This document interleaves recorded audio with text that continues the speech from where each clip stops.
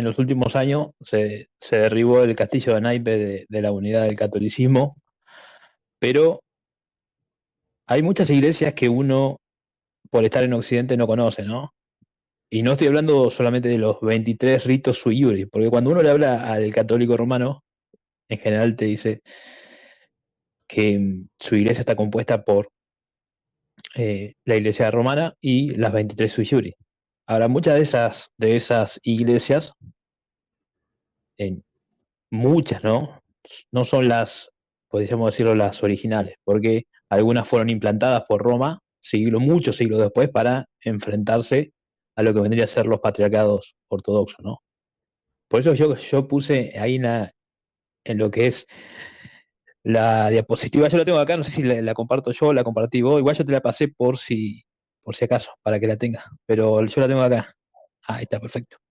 Por eso puse división en la Iglesia Católica, porque por un católico romano te va a inferir que por Iglesia Católica refiere solamente a la sede romana. Entonces, cuando uno le hace esa aclaración, en general el católico romano lo que te dice es que no solamente es la sede romana, sino los 23 ritos sui iuris. Ahora, como decía al principio, muchos de esos ritos fueron implantados siglos después para hacerle frente a los patriarcados ortodoxos o incluso de otras iglesias, pero ciertamente hay muchas iglesias que no conocemos y todas defienden su tradición y sucesión hasta los apóstoles. Ahí ustedes en pantalla están viendo los diferentes líderes de diferentes iglesias en las cuales todos Claro, yo creo que afirman defender su lo tradición que y sucesión cuesta, apostólica. lo que cuesta es hacerle entender a ellos o lo que ellos deberían explicar, ellos tienen la carga de la prueba, por qué separarse de Roma necesariamente es separarse de la iglesia. O sea, ellos entienden eso, ¿no? El que se separa de Roma se separa inmediatamente de la iglesia. Pero si la iglesia no nació en Roma. O sea, no es que esta iglesia en un día se desprendieron de Roma. No, no. O sea, nacieron cuando incluso Roma no existía todavía. O sea, eso es lo que Por eso se nos ponen tan cuesta. nerviosos sí, por eso se En ponen tan fin, nerviosos cuando le menciona el patriarcado de Jerusalén, de Antioquía. Entonces, pero exactamente. vos sabés que haciendo la investigación me encontré un montón de iglesias que todas defienden lo mismo, ¿eh? Sucesión y tradición hasta los apóstoles, y cuando vas a ver las doctrinas o, bueno, las cuestiones que ellos tienen como dogma, varía bastante, ¿no? En muchas cosas, en otras cosas algunas coinciden, pero las visiones antagónicas hacen que, como vos decís, la Iglesia Católica Romana haya anatemizado a otras iglesias, pero también las otras iglesias anatemizaron a la Iglesia Católica Romana, incluso no solamente a la ortodoxa. Vamos a ver que la iglesia nestoriana también, obviamente que los anatemizó, y así entre ellos hay varios que se anatemizan, ¿viste? Pero bueno, la referencia de la división en la Iglesia Católica, ¿por qué? Porque todas estas iglesias defienden la catolicidad, obviamente como un adjetivo y no como un sustantivo, ¿no? Porque la Iglesia Católica Romana lo puso como un sustantivo, la Iglesia Católica como el nombre. Entonces, todas estas iglesias, las que voy a mencionar, mira, no voy a mencionar los ritos sui iuris, a no ser que vos quieras dar a una No, no, acotación de no. eso. ¿Qué son las iglesias suyuris para el que no entiende? Son iglesias que le llaman también uniatas o unidas. Son iglesias que tienen distintos ritos, son de rito oriental, pero que están unidos, que reconocen la supremacía del Papa de Roma, ¿sí? Son autocéfalas, tienen un Sí. gobierno propio, tienen un gobierno, ¿cómo se dice? Un gobierno autónomo, jerárquico. Ellos toman sus propias decisiones en lo jerárquico y en algunas cuestiones doctrinales y teológicas, pero reconocen al Papa como la cabeza. No vamos a hablar de ellos, vamos a hablar de otras Exacto. iglesias católicas que no reconocen que el Papa es la cabeza, ni vicario de Cristo, ni ninguno de todos sus inventos que se hizo Roma. Adelante, Manu. Sí, exacto, ¿no? Y además sucede mucho que se confunden las iglesias ortodoxas con las iglesias orientales. Absurdamente yo vi un video que fue uno de los primeros que hice de apologética, como es que Hugo Delgado le explicaba en un estudio supuestamente bien profundo de cómo es que las 23 ritos sui lo confundía a Santiago Alarcón y a toda la audiencia, confundiendo los 23 ritos sui iuris, las iglesias esas uniatas, con lo que son las iglesias ortodoxas y todas las demás iglesias que existen.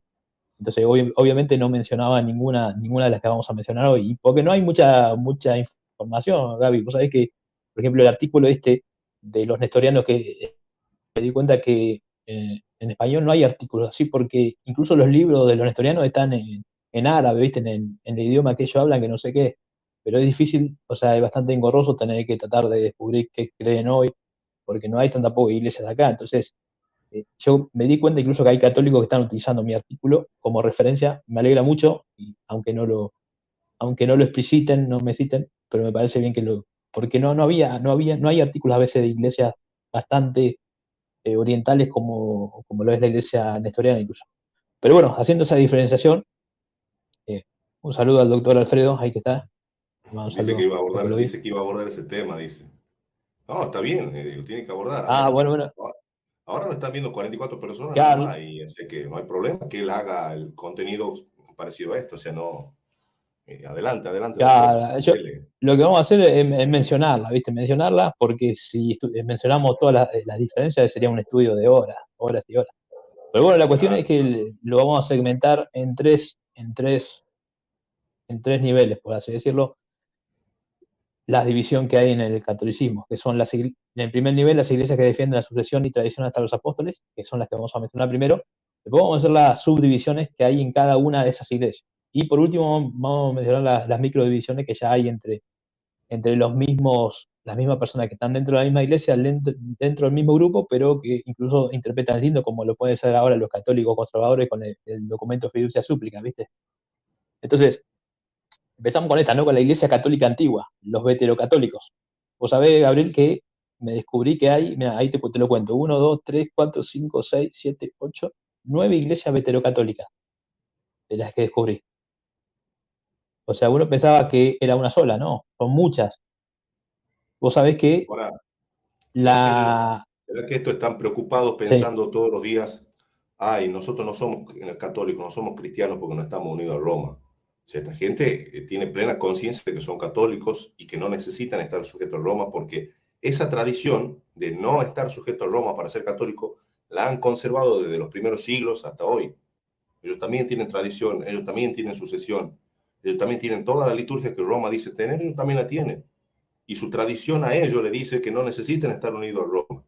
Pero a Roma, su tradición le dice que sí. Entonces, ahí ya vemos un choque de tradiciones.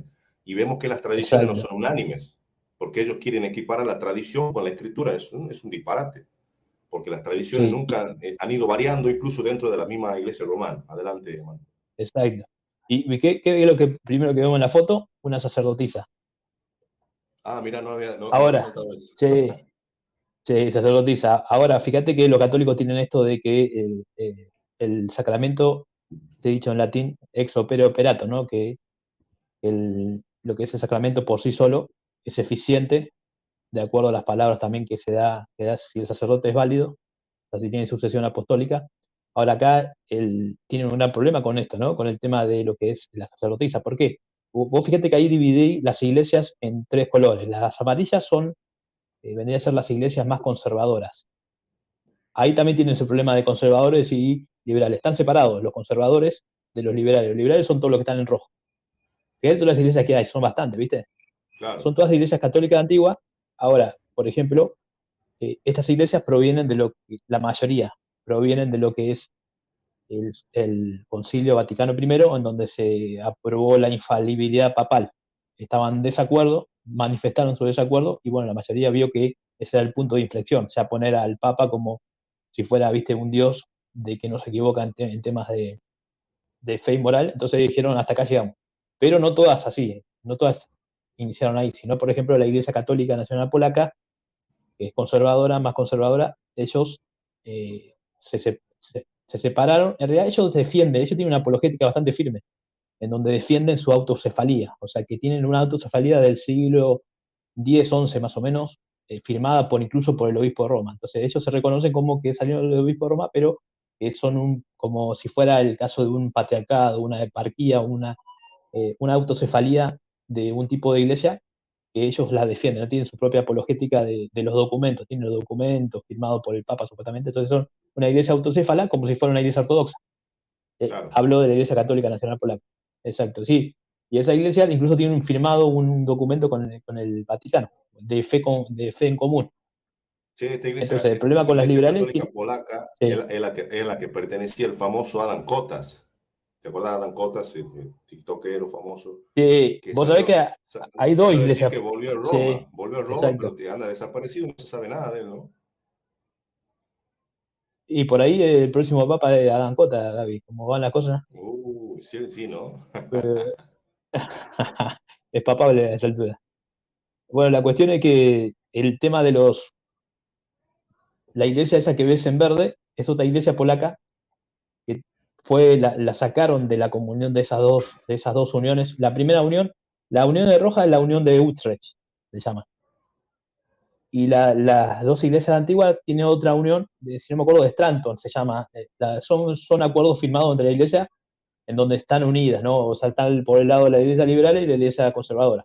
Y después está en verde la iglesia que echaron en la década, hace 100 años, en la década del 20, de 1920 más o menos, lo echaron y bueno, esa última iglesia no la pude rastrear bien, ¿viste? Pero bueno, en cuestiones generales, así para hablar rápido, obviamente ellos están en contra de la infalibilidad papal, que fue el motivo eh, más, más fuerte para no apoyar más la Iglesia Católica Romana, y obviamente que el tema de las iglesias liberales, más liberales con el tema de la ordenación de sacerdotisas, y también bendicen parejas homosexuales. Entonces, obviamente, para un católico romano, estas sacerdotisas que tienen sucesión apostólica, porque vos viste que con la iglesia ortodoxa, ellos, si no hay una iglesia católica, pueden ir y hacer, o sea, confesarse y algunos sacramentos, incluso tomar la Eucaristía, porque el sacerdote para ellos sigue siendo válido por la sucesión apostólica, porque siguen siendo iglesia. Ahora, en el tema Claro. este, no sé qué es lo que pensarán. Claro, porque es un tema bastante complejo, porque supuestamente tienen sucesión apostólica. Son mujeres que tienen sucesión apostólica, pero que, bueno, habría que ver si lo toman como un sacramento válido o no. Entonces, fíjate toda la iglesia veterocatólica que hay, no es una sola, son bastantes que están unidas en dos grandes grupos, la unión de Utrecht y la unión de Stanton, la primera. Y ahora pasamos con la iglesia ortodoxa, que son las más conocidas, obviamente. Que ahí mencioné la más importante, ¿no? El patriarcado de Constantinopla, que es el que tiene el primado de honor. O sea, esta idea de lo que tenía Roma, bueno, después pasó a Constantinopla y ahora lo tiene el que ven en la foto, que es el patriarca Bartolomé I de Constantinopla, que tiene la primacía de honor para llamar a todos a un tipo de sínodo o concilio, pero no concilio ecuménico. Los ortodoxos no tienen concilio ecuménico, pero sí tienen varios concilios. Igual ahí las iglesias, cada una son iglesias autocéfalas, o sea, cada una tiene su propio gobierno. Uno no se mete en el gobierno del otro, ¿no? Ahí tenemos el modelo que ellos defienden, que es el modelo del primer siglo, el ortodoxo. O sea, por eso también están en contra de lo que es el papado romano monárquico, porque ellos identifican que eso es más una innovación de los siglos después, ¿viste? Pero en definitiva, hablando de lo que son las iglesias ortodoxas, están los patriarcados más importantes de la pentarquía. Menos Roma, ahí tenés Alejandría, Jerusalén, eh, también Siria. Entonces ahí tenés las iglesias de estas que obviamente difieren en varios temas, ¿no? La clausura filioque, el tema también de que no creen en lo que es el purgatorio. eh, y bueno, así en términos generales también permiten a los sacerdotes casarse, o sea, casarse antes de ser ordenado, eh, permite ser casado. A los obispos no, pero a los sacerdotes sí. Entonces, ya ahí tenés esa diferencia, entre varias diferencias, ¿no? Que cada iglesia, y otra cosa más, hay muchas iglesias que tienen cánones distintos, Gaby, no sé si vos Claro. eso lo pudiste ver, pero yo estuve viendo Sí, sí. que hay varias iglesias que Eso lo tienen, algunas tienen estuve el Salmo anoche 151. mismo, lo estuve viendo porque estoy preparando el debate con Riguardón del canon, y estaba viendo el canon oriental. Hubo de hecho un concilio no ecuménico en Jerusalén del 1670 y pico, creo, que tocaron el tema del canon, pero difieren del canon. No sé, la parte de la iglesia siria, ahí lo tengo bien marcado en el comentario bíblico San Jerónimo de Raymond Brown. Ahí explica las diferencias canónicas, ¿sí? Algunos rechazaron los deuterocanónicos, creo, de hecho, las iglesias ortodoxas creo que rechazaron los deuterocanónicos. Hay iglesias no sé si Siria o o la iglesia armenia o etíope, no me acuerdo cuál de esas, tienen más libros incluso, o sea, no solamente los deuterocanónicos. Aparte de los deuterocanónicos, tienen otros libros, o sea, hay cánones más extensos todavía que del católico romano. Por eso es bastante vidrioso el tema del canon, porque ellos dicen, no, nosotros tenemos el canon de cuando Damaso dijo, esta es palabra de Dios, y ya está, y se cerró el canon. No, es un disparate, es un total desconocimiento de la historia, ¿no? Pero bueno, todos esos puntos los voy a abordar No, en el sí, debate sí. también. Sí, son cada iglesia, incluso algunos tienen el Salmo 151, algunos tienen la oración de Manasés. Estuve fijándome así a grandes rasgos, lo digo, ¿no? Así a grandes rasgos Eso como es mismo, el tema ese. exactamente. Sí, sí, cada uno tiene incluso eso, esa diferencia. Pero bueno, son 14 iglesias ortodoxas y ahora incluso el patriarca Bartolomé le está dando a la iglesia de Ucrania una autocefalía. Entonces hay un problema también geopolítico con los rusos, porque los rusos no quieren que Ucrania sea, o sea, un patriarcado nuevo, porque están abajo de eso, supuestamente. Entonces ahí tienen un problema también geopolítico grande en cuanto a ese tema. Entonces, aparte de las 14 iglesias ortodoxas, que hay que decir también que la iglesia ortodoxa, estas iglesias, tienen iglesia en Occidente. O sea, fíjate que ellos tienen iglesias donde la iglesia católica romana tiene iglesia. O sea, a veces pasa mucho eso, ¿no? Que cuando un católico romano te dice, bueno, nosotros tenemos una iglesia en tal lugar patriarcado, ¿no? Una iglesia uniata. Claro, pero esa iglesia está tratando de hacerle frente a una iglesia ortodoxa. Entonces, ahí te das cuenta como es que eso, viste, es medio amañado. Siempre tenés que fijarte cuál es. Bueno, después tenemos la iglesia. Ay, para que no corra. Me fui de acá. Tenemos la iglesia monofisita, que ellos tratan de decir que son miafistas más que monofisitas. Se lo conoce así por el tema de que la disputa cristológica, ¿viste? Del siglo V, en donde ellos tenían el tema de lo que es el monofisismo, que ahí tenemos la iglesia copta. La iglesia copta es la iglesia de Alejandría, o sea, la iglesia la más importante, que a través de esa iglesia surgieron las demás, la iglesia de Etiopía, la iglesia apostólica armenia, la iglesia de Eritrea, la iglesia Ellos, sira malanca. ellos reclaman, ellos reclaman la sucesión apostólica de Marcos, el evangelista, que según los historiadores coinciden que fue el primero en ir de misionero a esa zona, a la zona de Egipto. Entonces, por eso es que tiene tanta importancia la iglesia de Alejandría, el patriarcado de Alejandría, que fue parte de la pentarquía en los primeros siglos, y ellos se disolvió porque ellos eran monofisitas después del concilio de Calcedonia y después del concilio de Éfeso. Pero, a ver, el problema Claro, es que el católico romano que cree que después de esos concilios, cuando estas iglesias se dividen, dejaron de existir. Ese es el problema. Ellos creen que, ¡pum!, se desaparecieron. O sea, centenares de iglesias que había allá en Alejandría, no sé, en Numidia, en todas estas partes, ¿no? Armenia, el SLT. Ellos creen que todas esas iglesias que existían, como se separaron en el concilio, ¡pum!, se fumaron. No, siguen, ahí están todavía. Entonces, el argumento ese que usan ellos, y la iglesia católica sigue, a pesar de todo, aquí está. Y sí, pero los monofisitas también siguen.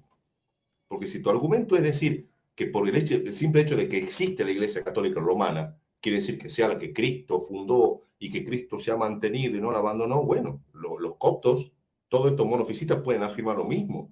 Porque, a ver, ¿que acaso no existen esas iglesias? No existen desde el siglo I, desde el siglo II, siglo no, III, no se han mantenido al día de hoy. Entonces, si el argumento es que por el simple hecho de que se mantuvo la iglesia y hasta el día de hoy existe, quiere decir que la iglesia de Cristo, bueno, todas estas iglesias tienen derecho a decir lo mismo.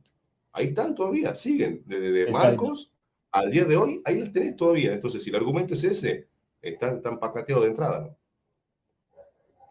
Mira lo que Sí. dice este. Y bueno, Son ahí en la herejes, foto, dice. sí, Son herejes.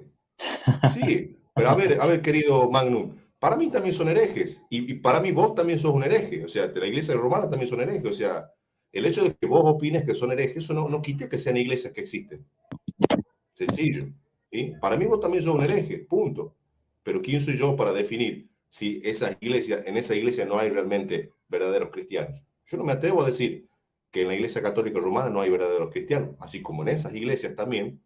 Puede ser que por ignorancia alguno acepte el monofisismo, pero que realmente alguno haya tenido un verdadero encuentro con Cristo en algún momento de su vida, ¿no?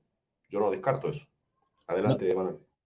no, y además esto que te demuestra cómo es que la tradición vos ves que, aunque sea tradición, incluso si es apostólica, si no se ajusta a lo que es lo que tiene que ver con la ortodoxia, todo eso, obviamente que no por ser una tradición que sucede de los apóstoles, de por sí es una garantía de algo. Entonces ahí ves cómo es que necesitamos esto de volver a algo objetivo, que es lo que decimos nosotros, ¿no? A una verdad objetiva, que es, vemos que todas las tradiciones tienen diferentes cuestiones. Y vos sabés algo, Gaby, que los monofisitas, obviamente, así como los nestorianos, están diciendo, o sea, se enojan ellos cuando le dicen monofisita. Ellos quieren que le digan miafista, que se vendría a ser como el término más correcto, porque el monofisismo, como que ellos no, supuestamente dicen, no, nosotros no somos monofisitas, así como bueno, esa es otra cuestión, pero ahí tenemos un Claro, sacerdote de la iglesia etíope, fíjese la diferencia, ¿no? De cómo es también para hablar del rito.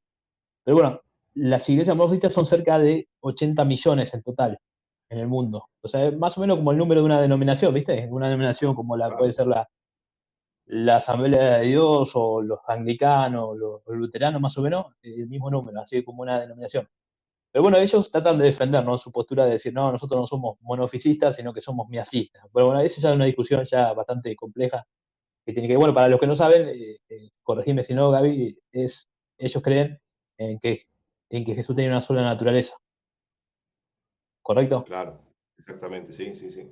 Claro, ese fue el Mm. problema. Que ellos se enfrentaron, o sea, Cirilo se enfrentó a los nestorianos, que los nestorianos creían que habían dos personas, pero bueno, después surgió esto de la dos naturaleza, ellos decían, bueno, una naturaleza, o por lo menos es lo que decían que ellos enseñaban. Fíjate algo, ¿no? Algo que un desafío que yo le hice a varios católicos y no han podido responderme. Como decía acá recién, el católico que son Sí, herejes, porque cayeron en esta herejía monofisista. Yo estoy de acuerdo que es una herejía. Entonces yo le pregunté varias veces a los católicos, ¿qué es lo que hace que una iglesia pierda esa sucesión apostólica, pierda esa conexión histórica? ¿Qué es lo que corta eso? ¿Qué es lo que lo corta? Porque todas estas iglesias tienen esa conexión. O sea, hay millones de iglesias que afirman tener esa conexión. ¿Y vos cómo los convences de decirle no? O sea, a vos se te cortó la sucesión. ¿Por qué? ¿Qué es lo que la corta? ¿La herejía? Bueno, Roma ha caído en herejía centenares de veces también. Sin embargo, ellos dicen, pero la iglesia se ha mantenido a través de los años. Bueno, los coptos también, o sea, todo esto que estamos nombrando, se han mantenido hasta el día de hoy, queridos. O sea, si yo voy y me siento a hablar por un católico copto, monofisita, etíope, eritrea, cualquiera de ellos me van a decir, yo le voy a decir, a ver, hagamos cuenta que estoy hablando con uno de estos coptos y le digo, ustedes cayeron en herejía. Y me va a decir, pero a pesar de eso se ha mantenido y Cristo que prometió estar en Mateo 16, 18, pues te van a decir el mismo discurso que te da un católico romano, pero nunca va a dar un abrazo a torcer que no, sí, la verdad es que estamos mal, cometimos errores, nos alejamos de Dios, después volvimos. Bueno, eso sería más aceptable, ¿no? Decir que fallamos y después nos restauramos.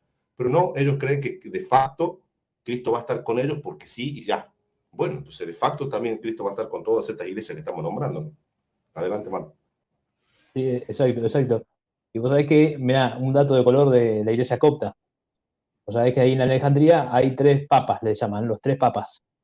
Porque está vendría a ser el papa de la iglesia copta, porque también, vos sabés que el primero que recibió el título de papa fue el de la iglesia copta, que no sé si en el siglo II, pero el siglo III, pero fue antes Exactamente. que el de Roma, ya los... La palabra eh, papa surge según Justo de González, según todos los historiadores, incluso los historiadores católicos, surge en Alejandría. O sea, al primero en que le llamaron papa era el obispo de Alejandría. Después se extendió un poco más para la zona de lo que es Antioquía, toda esa zona, hasta que llegó a Roma. Pero a ver, el mismo Justo de González dice que a Cipriano de Cartago le llamaban papa, a Policarpo le llamaban papa, a Atanasio de Alejandría, que era bueno, Atanasio, obispo de Alejandría, también le llamaban el papa. Entonces, la palabra papa no es propia de Roma, o sea, hoy ellos se la adueñaron, así como la palabra católico, entonces ellos creen que el único papa en toda la historia fue el de Roma y que los únicos católicos son ellos. Eso es fruto de no conocer la historia. Adelante, Juan. bueno, y ahí lo tenés vos tenés la iglesia copta y cuando hablas con un católico romano piensa que la iglesia copta es una de las iglesias sui iuris, lo cual es un error y lo confunden. ¿Por qué? Porque hay tres líderes eclesiásticos ahí en Alejandría, en el cual tenemos al primero, es el que vemos ahí a la izquierda, que se llama Teodoro II. Y para más confusión, el líder de la iglesia griega, o sea, del patriarca, vendrían a ser los ortodoxos, que responden de cierta manera al patriarca de Constantinopla. El del medio también se llama Teodoro II, o sea, la confusión ahí para cualquier persona occidental es fundamental. Entonces algunos Claro. tratan de llamar a Teodoro, al primero que es el más importante, que es el que tiene la iglesia, o sea, vendría a ser como el original, por así decirlo, es el que va a decir yo soy el sucedor de Marco, creo que me dijiste, si no me equivoco. Él va a Claro. decir yo soy el sucesor de Marco. Lo demás lo plantaron las otras Los iglesias para de, tratar los de de hacerme Constantinopla frente. dicen que tienen la sucesión de Andrés, los de Constantinopla, o sea, los ortodoxos. Claro. Bueno, ahí tenés a Teodoro, que algunos tratan de llamarlo Tahuadro, ¿no? En el idioma ahí egipcio, pero en definitiva, o sea, el traducido es Teodoro II, que es el que tiene la iglesia mayoritaria de los coptos. Ahora, después está los griegos, o sea, vendría a ser los ortodoxos, lo de las 14 iglesias ortodoxas, que también tienen su patriarcado ahí en la iglesia, en Alejandría, y tienen también a este patriarca que se llama Teodoro II, el mismo nombre. Y por último tenemos el de la iglesia católica romana, que se llama Ibrahim Isaac Sidrak, que nada, es una iglesia chiquita, tienen creo que 100.000 personas nada más. O sea, imagínate que la iglesia más importante, que la de Teodoro II, tiene 14 millones más o menos ahí en Egipto, de cristianos. Mientras que la iglesia que implantó el catolicismo romano tiene nada más que 100.000 personas, más o menos 100.000, no llegan a los 200.000, ponen. Entonces ahí te das cuenta cómo es que muchos católicos romanos se confunden y dicen, bueno, nosotros, la iglesia copta está con el Papa, y no, no es así. Hay un pequeño reducto de personas que no sé en qué momento fueron implantados, esto sí no quiero ser impreciso, pero que en definitiva no son los que vendrían a ser supuestamente los originales, entre comillas, el original sucesor de Marco. Entonces, ahí tenés esa confusión. ¿Por qué hay tanta confusión? Hay tres patriarcas, entonces a veces los católicos romanos confunden el patriarca que es sui juris con el patriarca copto y con el patriarca de la iglesia griega ortodoxa. Entonces ahí tenés una confusión que es entendible porque hay gente que se confunde en ese tema. Y luego tenemos la iglesia de Asiria, que se conoce como las iglesias nestorianas. Las iglesias de Asiria, ahí tenemos tres divisiones, que por lo menos yo conté esas tres divisiones. La iglesia católica apostólica siria del Oriente, la más importante, la más numerosa, la que está en todo el mundo. Y vos sabés, Gaby, que esta iglesia llegaba desde Siria, desde ahí, desde al lado de Siria, hasta China llegó. O sea, tenía un territorio más grande que incluso que cualquier otra iglesia. O sea, era la más importante, tenía mucho poder. Pero con la disputa cristológica también del siglo V, con la disputa con Nestorio, el patriarca de Constantinopla, sucedió que el tema de Cirilo de Alejandría, escribió los anatemas, bueno, toda esa discusión, viste, que viene con el tema de Nestorio, que fue supuestamente excomulgado las enseñanzas. Y bueno, la cuestión es que él se fue para ese lado, vivió en un monasterio y se conocieron a las iglesias de Asiria como las iglesias nestorianas porque, mirá lo que decía Gaby, ellos incluso defienden que esa tradición, que lo que enseña Nestorio es lo que recibieron de los apóstoles. Entonces, ahí tenés lo mismo, la misma confrontación de cómo es que la tradición sí es imperfecta, más que nada lo que puede surgir, ¿no? Porque obviamente las tradiciones van cambiando. Y vos sabés que la iglesia nestoriana, por ejemplo, tiene un sacramento, que la iglesia tiene dos sacramentos distintos a lo que es la iglesia católica hermana. Una se llama la Santa Levadura, que es supuestamente una levadura que proviene de la sangre misma de Jesús, o sea, la sangre física, no de transubstanciación, de consubstanciación, nada de eso, sino que ellos afirman que una sangre de Jesús cayó en Juan y Juan obtuvo la sangre, la amasó con levadura, hizo un pan y lo repartió a los 12 apóstoles. Entre ellos, uno de ellos era, no me acuerdo si era Bartolomé, que llevó el evangelio hasta la India o hasta la iglesia de Siria. Y a partir de esa harina, esa misma harina, es que supuestamente viene este sacramento de la Santa Levadura, en donde ellos afirman que son la única iglesia que tiene una conexión física y real con Jesucristo. Todas las demás iglesias no. O sea, fíjate que la Iglesia Católica Romana recurre a la transubstanciación Claro. y recurren, claro, entonces ellos se sienten superiores en ese sentido y también se enojan mucho cuando lo llaman nestoriano porque ellos dicen que Nestorio no enseñó eso. Nestorio, o sea, como que en definitiva hicieron un muñeco de paja de Nestorio, lo que enseñaba Nestorio. Entonces, como que la iglesia romana se dedicó a atacar un muñeco de paja de lo que no enseñó Nestorio. Ahora, cuando nosotros vemos el libro dogmático, entre otras cosas, por ejemplo, que llama secta a la iglesia romana y llama secta a las iglesias ortodoxas, vemos que hasta el día de hoy defienden esto de lo que es no la unión hipostática, sino la separación, ¿no? Entonces ahí hay también una discusión bastante técnica sobre el lenguaje, bastante complicado, ¿viste? Que no voy a entrar ahora. Yo hice un estudio completo de la iglesia siria, para los que lo quieran ver, lo pueden ver en mi canal. También está el artículo para que quieran lo que necesite. Pero es una iglesia bastante que no hay mucho conocimiento. Ahí vemos a un sacerdote que es el más conocido, muy, muy famoso en las redes sociales, que también se dividió la iglesia, ahora tiene la eparquía de Australia. Entonces él tiene su propia iglesia, pero es muy famoso, muy, muy conocido en las redes sociales. Pero bueno, sacando lo que son las iglesias nestorianas, que dicho de paso, la iglesia romana firmó un acuerdo, viste que firmó con varias iglesias la declaración de fe conjunta. Entre algunas cosas decía que los anatemas a ciertas personas fue un malentendido, en parte. O sea, fíjate que después de cuánto, un milenio, 1500 años, viene el Papa y le dice al Papa de la iglesia nestoriana que los anatemas fue en parte un malentendido. Entonces diciendo, bueno, ustedes pueden decir que Jesús es la madre, que María es la madre de Jesús, o sea, el Cristo Coco. Ustedes pueden, porque los nestorianos todavía siguen rezando hasta el día de hoy el Cristo Cocos, no el Teococos. Entonces, hasta el día de hoy siguen defendiendo eso. Y ahí quiero agregar una polémica mayor. Claro, Cristo Tocos, perdón. Cristo Tocos, y permiten, No, o y de sea, le hecho, permiten. el Papa Pablo VI anuló la excomunión del Cisma de Oriente con el patriarca Atenagora II en 1950, si no me equivoco, en Jerusalén.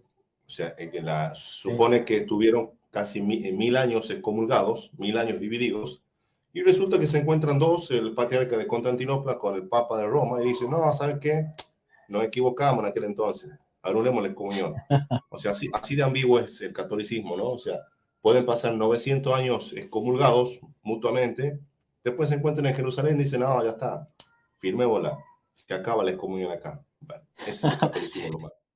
No, y después hay cosas que si la gente quiere le puede ahondar. Yo hice el artículo de cosas todavía más ridículas, porque a veces los católicos romanos tienen esto de las palabras, cuando hacen la Eucaristía, ellos le dan mucha importancia a las palabras de institución como si fueran las palabras mágicas para que se convierta el pan o sea, todo esto de la transubstanciación, ¿no?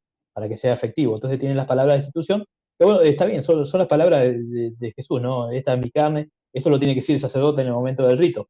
Pero vos sabés que en la Iglesia Católica Romana, el Papa, para ser complaciente con la Iglesia Nestoriana, que parecía que iban a juntarse de vuelta, le dio como válido lo que es la anáfora de Adai y Mari, que es lo que usan los nestorianos para instituir el sacramento de la Eucaristía. Pero ahora, cuando vos ves la anáfora de Adai y Mari, que es todo un recitado, bastante corto, no es muy largo, no tiene la palabra de institución, algo que para el católico es algo fundamental para que sea válida el sacramento, si no, no es válido. Entonces, eso hizo que haya una gran crítica hacia Benedicto, estaba el Papa, y hasta ahora nadie explicó por qué es válida la anáfora de Adai y Mari, que es la que usan los nestorianos para instituir la Eucaristía, cuando no están las palabras de institución, ni explícita ni implícitamente, porque el dicasterio, en conjunto con el Papa Benedicto, decían que estaban implícitamente. Ahora es una mentira flagrante. Uno lee la anáfora y no están las palabras de institución por ningún lado ni de cerca, ¿viste? Pero bueno, es otra cosa. Ahora, Claro. con la Iglesia Católica Romana, vamos a ver la Iglesia Católica Romana, y acá voy a mencionar y voy a explicar algunas, ¿no? Está la Iglesia Lefebrista, que para ahí ahora son las más conocidas. Después hay iglesias sedevacantes, que podemos mencionar la Iglesia Palmariana, que ahora la vamos a mencionar también. La iglesia, bueno, ahí justo lo anoté también, la iglesia católica, porque pasa que el movimiento sedevacantista es bastante amplio, no es unánime, o sea, hay muchos diferentes sedevacantistas. Bueno, después está la iglesia católica apostólica renovada del Perú, Iglesia Católica Nacional Brasileña, Iglesia Católica Libre, Iglesia Católica Apostólica Ecuménica, Iglesia Católica Apostólica Carismática Cristo Rey, Iglesia Católica Apostólica Nacional Boliviana, Iglesia Usita Checoslovaca. Usted me decía, ¿todas estas iglesias cuáles son? Porque yo no las escuché nunca.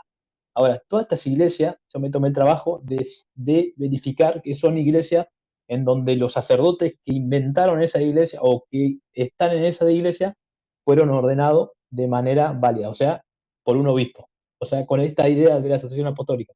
No es que estoy poniendo iglesias de personas que se autonombraron, sino personas que fueron nombrados directamente por esta idea de la sucesión apostólica. O sea, un obispo válido los ordenó y luego eso hubo un problema, tipo de problema, en el cual ellos o siguieron solos o los excomulgaron. Y vamos a ver por qué en algunos casos, por qué los excomulgaron. Por ejemplo, mira este ejemplo, por ejemplo, de la Iglesia Católica Nacional Brasileña.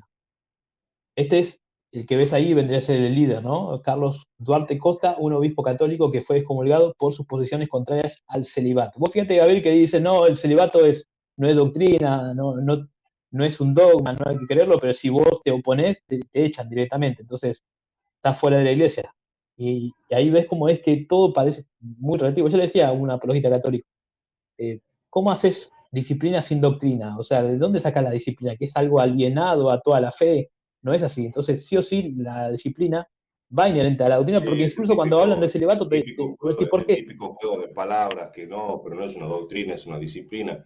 Sí, pero lo aplicas en tu iglesia y punto. O sea, no me vengas con ese cuento de que no es doctrina, es disciplina. No es dogma, es una disciplina. Es una ordenanza, pero no es dogma. No me venga con ese juego de palabras. Lo aplicas en tu iglesia y punto. Lo tenés que aplicar y punto. O Sí, sea, aunque el celibato sea una disciplina, no puedes ser sacerdote si estás casado en la iglesia romana. Punto. Se acabó. Entonces, sí es una doctrina. No vengan con que es una disciplina. Adelante. no, encima cuando le preguntás por el celibato, ellos van al tema doctrinal, te dicen que Pablo enseñó que es mejor estar solo. Entonces te van con Claro, o sea, doctrinas, o sea, quieren claro, decirte que no es doctrina, pero cuando lo te quieren justifican sostener, el te van con la celibato, Biblia. Pero si el día de mañana viene alguien y lo quita, porque de hecho eso es lo que apuntan ahora, quitar el celibato, ¿qué te van a decir ahora? No, pero ahora te van a citar el otro pasaje, que el hombre, que el obispo tiene que ser marido de una sola mujer y bla, bla, bla. ¿Se date cuenta cómo citan un texto cuando les conviene? Déjame aclararle algo al señor Magnus Sacramentum, de sí, que dice que Judas es apóstol. No, Judas no es contado como apóstol ya, señor. Que lo pongan en la lista porque caminó con Cristo y todo, pero Judas ya no es contado. A ver, cuando Juan vio la visión y vio los 12 tronos y que están los 12 apóstoles, ahí no está Judas, querido. Judas fue reemplazado, ¿sí? Porque quieren apelar a Judas para decir, no, que si algún papa falló, Judas también falló, sí, pero Judas hoy no es contado como apóstol. Judas, chao, no cuenta, no está, a ver, no existe en el cielo un trono para Judas, ¿sí? Entonces, si me vas a poner el ejemplo de Judas para justificar el pecado de los papas, mi pregunta es, ¿por qué ustedes siguen teniendo esos papas en las listas oficiales, en las listas canónicas, digamos? ¿Por qué sigue estando, por ejemplo, Juan XII, Sergio III, Benedicto IX, que fue papa a los 12 años, que abdicó de papado 2 veces, lo vendió al papado a su padrino, que era incestuoso, se casó, se divorció, volvió a ser papa? ¿Por qué sigue estando en la lista de papas, tipos como él? Como Bonifacio VIII, como Alejandro VI, el Papa Borgia, que tenía 7 hijos ilegítimos, que se lo acusó de incesto por acostarse con su hija, etcétera. Entonces, si me vas a usar el ejemplo de Judas, ok, yo te lo acepto. Pero mi pregunta es, Judas ya no cuenta en la lista de apóstoles. ¿Por qué ustedes siguen teniendo a esos papas en su lista de papas oficiales? Así que el ejemplo de Judas no aplica a queridos católicos. Adelante, mano. sí. Y bueno, hablar un poquito de los lefebristas y los vacantistas, que a veces trae la confusión de que parece que son lo mismo. No son lo mismo. Los lefebristas vienen de Monseñor Lefebvre, que fue un obispo francés que a través de lo que fue el Concilio Vaticano II se dio cuenta, o bueno, él, según sus palabras, se dio cuenta que la iglesia dejó entrar, o sea, se protestantizó. Entonces él decía que la iglesia romana estaba protestantizada, que había apostatado. Y ese hombre, la verdad, que se enfrentó a los papas, se enfrentó a Ratzinger, que supuestamente era, como decía vos, el Rottweiler del Claro, catolicismo, un teólogo de los más importantes. El Rottweiler de Eh, Dios, decían que era. vos sabés qué interesante, Gaby, para todo lo que lea, cómo es que él se enfrentaba a Ratzinger de una manera tan inteligente que él lograba poder, o sea, que él el mismo Ratzinger se sienta confundido porque no podía tomar acción sobre él, o sea, no lo podían excomulgar. Y fue así que solamente lo pudieron excomulgar por él haber ordenado obispos, porque él se estaba por morir por una enfermedad, entonces le había pedido a Roma, quiero ordenar obispos porque me voy a morir, y no quería que Roma le ordene los obispos de la comunidad de él. Entonces él apeló al derecho canónico, fíjate que hasta en eso tenía una excusa, apeló al derecho canónico para decir que en una situación de emergencia se podían ordenar obispos sin la aprobación de Roma. Y él hizo eso, y bueno, ahí sí le cortaron la cabeza. Pero él se enfrentó a un montón Claro. de papas, al Papa Pablo Bueno, VI, a Ratzinger. pero después que anularon la excomunión de esos obispos que él nombró, ¿no? Ya no pesa. O sea, Claro, la quitaron. claro, No me acuerdo en qué claro. época fue anulada la En el excomunión de esos 2010, obispos, en el 2010. O sea que sí, hoy a tal punto que son obispos legítimos. están dentro de la Iglesia Católica Romana, incluso ellos, hay algo que es una leyenda de que ellos niegan el papado, ¿no? Ellos no niegan el papado y dicen estar sujetos al Papa, pero ellos sí creen que el Papa puede apostatar. Entonces, ahora, un católico romano puede confesarse con un lefebrista. E incluso también, obviamente, que si no hay una iglesia católica Te romana, acuerdas que Chanto Santum dijo que eran cismáticos? mm, Ahí te das cuenta que no saben y nada. nada, bueno. No son No, cismáticos. O sea, ellos están la dentro mayoría de no todo, sabía nada dentro. de nada. No, no tienen Sí, sí, idea. O sea, cualquier cosa que vos lo sacás, lo moves de su cubículo romano, ellos ya se asustan. No, son herejes, son apóstatas, son cismáticos. No, papá, tranquilízate un poquito, que también son parte de tu iglesia, aunque no te guste. Porque ¿sabes cuál es el problema de ellos? Que el principal fundamento para atacarnos a nosotros es ustedes están divididos, hay muchas denominaciones, algunos creen una cosa, otros creen otra. ¿Por qué vos no sos metodista y por qué sos, no sé, pentecostal? ¿Por qué no sos bautista? Por la misma razón que vos no sos efebrista, por la misma razón que vos no sos ortodoxo, que no sos etíope, eritrea, armenio, copto, malancara, siríaco, por esa misma razón, ¿sí? Porque aquí sea una cuestión geográfica. Quizás yo no soy metodista porque acá, por lo menos en Tucumán, no hay mucha iglesia metodista. Pues si tuviera una cerca, quizá iría a una metodista. Quizás por eso soy pentecostal, porque el 80% de la iglesia son pentecostales. Entonces, es el problema de esta gente. Vos lo sacás un poquito de su cubículo, vendecostales, claro, pentecostales. sos Lo sacás, vendecostales, o peste flautistas costal, son, peste costal o vendecostales bautistas. o flautistas. Entonces, como no quieren Bueno, aceptar que tienen diferencias dentro de su mundo, de su multiverso católico, que dicen, no, aquel es un apóstata, aquel es un hereje. Como dijo Mark Loper, los ortodoxos no son católicos, el otro dice que estos son cismáticos. No tienen idea de lo que hablan, no tienen idea de lo que hablan. Yo no sé por qué esta gente no funda su propia secta católica si ni siquiera se ajustan a lo que dice el catecismo y lo que dice el derecho canónico.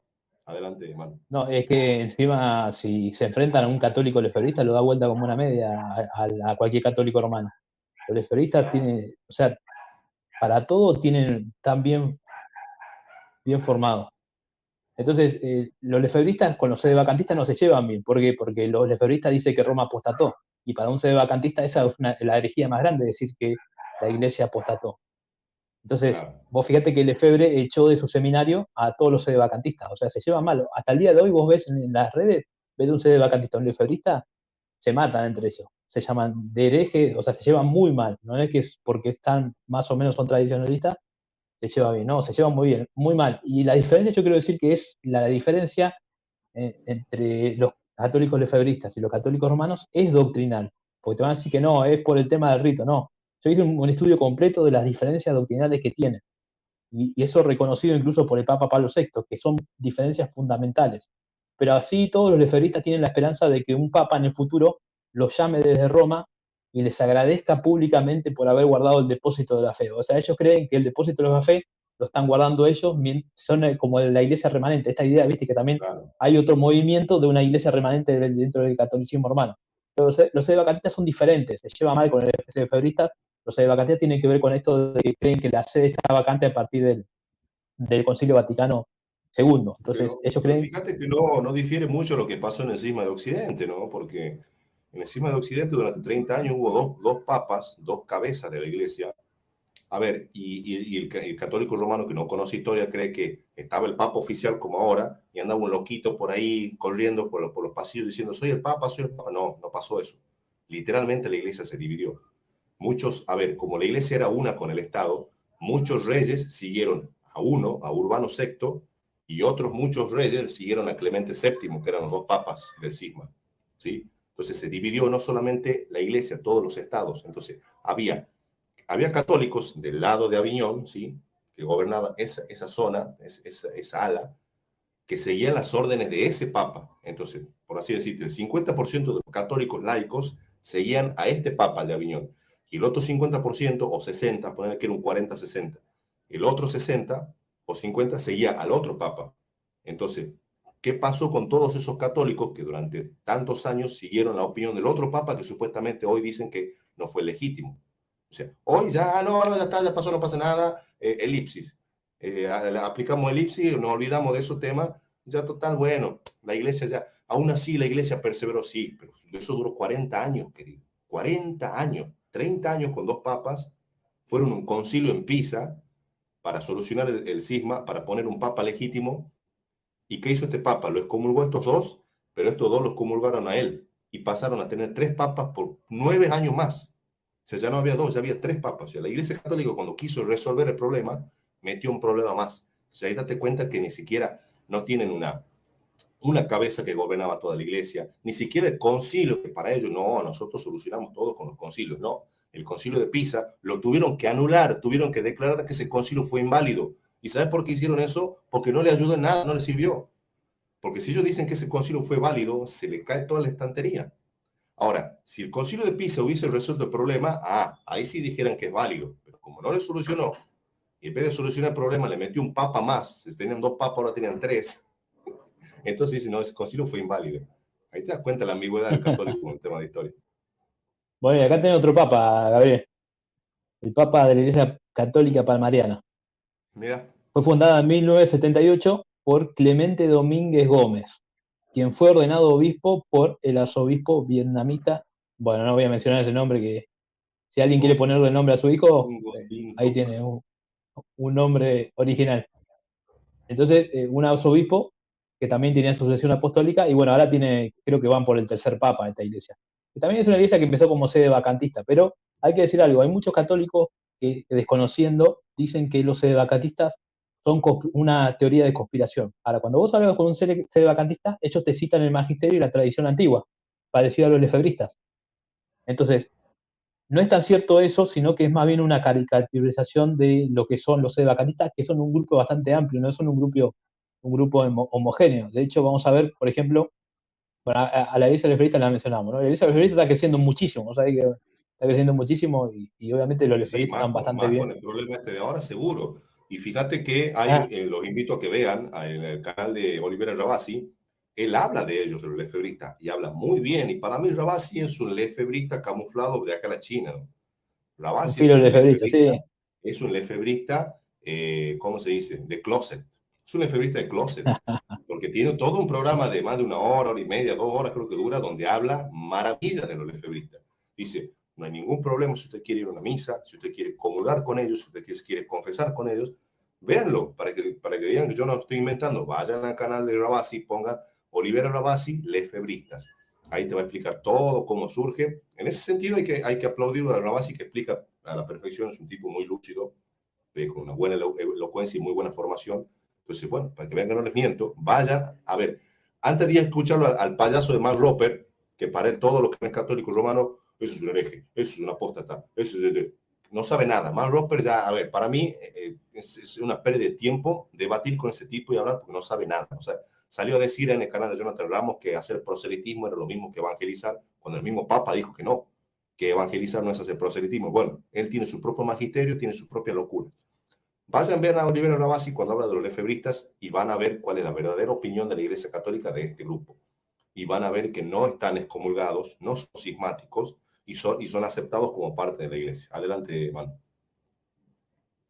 Exacto, así es. Y también le recomiendo también el artículo que hice yo, el video, por si quieren ahondar en las diferencias doctrinales, que eso no lo va a aceptar Rabasi, y no creo que haya hecho algo de eso, mucho menos Dante Urbina. Dante Urbina no menciona ninguna de estas iglesias, olvídate, cuando él escribió el libro La Iglesia Verdadera, Es cierto que tiene un menciona a libro, los ortodoxos. no me imagino la cantidad de Sí, barbaridades que ha dicho este tipo ahí. me dijo Néstor que lo leyó completo, que no habla nada de todos estos grupos.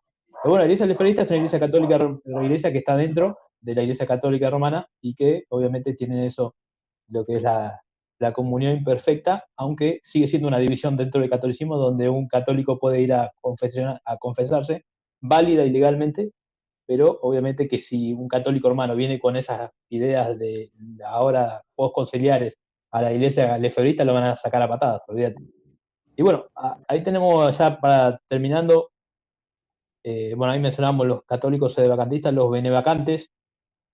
Los benevacantes son, algunos lo meten en el grupo de los sedevacantistas. Los benevacantes son, tras la renuncia de Benedicto XVI, según la cual al dimitir renunció a lo que es el derecho canónico define como ministerium, pero no al munus petrino, lo que significa que renunció a actuar como papa, pero no a hacerlo. O sea, los benevacantes creen que todavía Benedicto sigue siendo el papa. Y vos me decís cómo sigue siendo el papa si murió. Bueno, algunos Pero creen que no muerto. murió. O sea, claro, no, algunos dicen que no está muerto, que lo tienen encerrado, que Francisco lo tiene encerrado. Bueno, eso sí es una teoría. Bueno, eso es una Bueno, pero teoría de. a ver, ¿y cómo resuelven esto? Vamos a suponer que estamos con un bene vacante acá. ¿Cómo resuelven la época de Bonifacio VIII? Antes de la elección del Papa previo a Bonifacio VIII, que fue Celestino V, tuvieron 2 años de sede vacante, 2 años sin Papa, porque estaba tan dividida la cuestión en Roma, tan dividido el cónclave, que se tiraban con de todo. Uno lo quería elegir a uno, el otro a otro. 2 años sin poder elegir un Papa. Surgió un monje eremita, no recuerdo el nombre, diciendo, amenazando, Dios va a traer castigo si no eligen papa cuanto antes. Entonces, ¿qué dijeron? Ah, listo, vos vas a ser el papa. Lo trajeron y lo bautizaron con el nombre de Celestino V. Era una buena persona, era una especie de Juan el Bautista, andaba ahí en el monte, tenía su... Era un tipo asceta, esos tipos que se iban y se excluían, ¿no? Se excluían de la sociedad. Entonces, una persona muy espiritual, pero para ser papa no te alcanzaba con ser espiritual, tenía que ser un político, estratega. No le fue bien, porque todos se lo querían comer vivo. ¿Y qué pasó? Vino Bonifacio VIII y lo obligó a renunciar al cargo. Cuando quiso volver al monte, ¿sí? A volver a su vida eremita, era un ermitaño, Bonifacio VIII dijo, no, vení para acá vos, porque esto puede provocar un cisma. Y lo encerró, lo secuestró a Celestino V y lo mantuvo encerrado hasta el día de su muerte. Ojo, hasta el día de su muerte, porque muchos dicen que él mismo lo mató. Lo tuvo secuestrado a Celestino V y lo mandó a matar para proclamarse él mismo como el Papa Bonifacio VIII. ¿Quién fue Bonifacio VIII? El famoso Papa de la bula Unam Santam, que dice que fuera de la Iglesia Católica no hay salvación y que hay que estar sujeto al obispo romano para ser salvo. Una herejía total, la de Bonifacio VIII, cuando Ah, se peleaba con los reyes toda franceses. criatura, toda criatura debe estar Declaramos, sujeta. declaramos, Toda criatura decretamos que humana. toda criatura humana tiene que estar sujeta al pontífice, ese Bonifacio VIII. ¿Qué hizo Ah, Bonifacio VIII? ¿sabes qué? Secuestró a Celestino V, secuestró al Papa que lo precedió y lo mandó a matar, dicen algunos. Pero más allá de que lo haya mandado a matar o no, lo secuestró, lo obligó prácticamente bajo amenaza a que renuncie al cargo de Papa. Ahí tienes otro caso de un Papa renunciando al cargo para que venga otro y ocupe. ¿Cómo soluciona eso el bene vacante? Porque ahí también quedó vacante el puesto, porque no se puede renunciar. Se supone que el cargo de obispo de Roma, de Sucesor de Pedro, es vitalicio, o sea, se culmina con la muerte. Acá no pasó eso. Lo obligaron a Celestino V a renunciar al cargo, lo secuestraron y lo mandaron a matar. Adelante, hermano. Y vos sabés que tu tocayo Gabo tiene un debate ahí con Richbert, en donde le muestra, ¿viste? La una Ah, santa, y sí, ahí como que entra en sí, cortocircuito.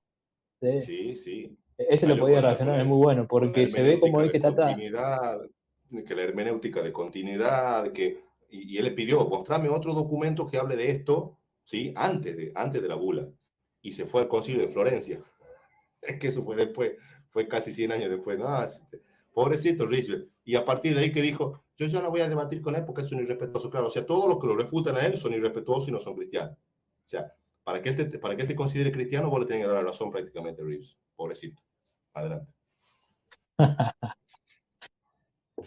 Bueno, ahí estamos terminando, ¿no? Los católicos sedevacantistas, los benevacantes, y después tenés bueno, los católicos conservadores, que son todos los que estamos acá acostumbrados, que son una minoría, o sea, son muy poquitos en comparación con lo que son los demás católicos que no le importa nada en realidad. Después Claro. tener la teología de la liberación, que son este grupo acá en Argentina muy fuerte, ¿viste? Lo que es esta teología basada en la instrumentación de análisis marxista de la realidad, esto de que hay explicar la opresión Y vos sabés que todo esto de la teología de liberación se lleva muy bien con la teología liberal en sus propósitos, no en sus postulados, pero sí en su propósito. Después tenés los católicos modernistas, que son los que quieren cambiar la doctrina. Vos sabés que los católicos LGBT lo pongo separado porque a los católicos LGBT no les interesa tanto la doctrina, no les interesa ni un poco la doctrina en realidad. Les interesa más esto de la inclusión social y de poder hacer lo mismo que hacen los demás. Entonces, ahí tenés bastantes divisiones de interpretación sobre el magisterio de esta persona. Incluso en estos grupos tenés subdivisiones de los católicos conservadores, hoy se están matando entre sí. Hoy creo que nadie puede negar que el documento Fiducia Súplica, ponés 3 católicos y salen 5 interpretaciones, más o menos. Entonces ahí tenés vos ves cómo cada uno va eh, interpretando distinto lo que es lo que incluso reciben del magisterio. ¿Por qué? Porque ellos confiaron sus esperanzas y su fe en el Papa y en el magisterio, y hoy están viendo con sus ojos cómo es que está cambiando todo adelante de ellos, y ya es innegable, Gabriel, ya hoy no se puede negar que donde pusieron sus esperanzas está cambiando. Entonces, eso creo que es lo que estamos viendo hoy todos. Y bueno, ya para terminar, no sé si alguien tiene una pregunta. Me hiciste Eh, acordar a la pregunta que le hice a Lisboa, que si él se dejó el protestantismo porque se cansó de buscar, y si no está cansando de buscar ahora, ¿no? Porque venía de 2 programas, de intentar dar explicación a todo el mundo de por qué el fiducia suplican no bendice a las parejas, bendice a las personas. Al mismo tiempo Rodrigo Calvo lo refutaba. Al mismo tiempo el mismo Plasencia ha hecho centenares de videos oponiéndose a este documento, ¿no? Y ahora tiene una tarea peor, porque si él dice que siendo protestante tiene que buscar, y eso fue lo que le causó, bueno, ahora lo quiero ver como católico, porque hasta ahora él está buscando una explicación de esto y quiero saber cuál es la conclusión de él. Alarcón dice, yo ya di mi opinión del documento. Sí, pero no se trata de tu opinión, no se trata de que la iglesia romana emite un documento y dice, ahí está el documento, opinen como quieran. No, no, no, no, no, no, no, no es así, señor, no es así. Es el que el documento es documento, Narnia para ello, Gaby. El documento claro. te cuenta la historia fantástica de lo que no sucede en la realidad. Cuando vamos a la realidad, vemos que las bendiciones de las parejas homosexuales son análogas al matrimonio. Vemos que es un rito, efectivamente. Entonces, querer tranquilizar la conciencia por un papel, por lo que diga, es como leer un libro fantasioso y quedarse tranquilo. Entonces, esa disonancia cognitiva que está teniendo el católico, lo mismo pasa con lo que es la idolatría. Ellos dicen, no, vos sabés que le preguntaba a Teóforo, que está ahí en Twitter, ¿viste? Le preguntaba cómo le advierte él a otro católico que no cometa latría con la imagen de María de acuerdo a las acciones que hace. O sea, si él ve a un católico haciendo determinadas acciones, ¿cómo le advierte que no cometa latría con María? Y él me decía que no puede hacerlo porque no puede ver su corazón. Entonces, sí. Entonces, si vos ves a 2 personas arrodilladas con la imagen de María y uno está cometiendo idolatría y el otro no, estás haciendo la Es muy diferenciación, una claro. diferenciación semántica. O sea, el sujeto termina siendo subjetivamente el que decide si lo que le da María es latría o lo que le da es dulía. Entonces, ahí te das cuenta lo absurdo que es querer manejar desde lo semántico un hecho objetivo, como es en este caso la idolatría ante una acción, y como es el caso de las bendiciones de las parejas homosexuales, que estamos viendo que son realmente análogos al matrimonio. O sea, por más que le pongan otro nombre y lo maquillen, sigue siendo lo mismo, el mismo hecho objetivo, que lo que dice no es cuando vemos a la realidad. Entonces, hay muchos católicos que lamentablemente entran en un negacionismo en donde quieren tratar de enfocarse en lo que dice algunas palabras, pero no lo que dice la realidad, y bueno, esa disonancia cognitiva es tremenda.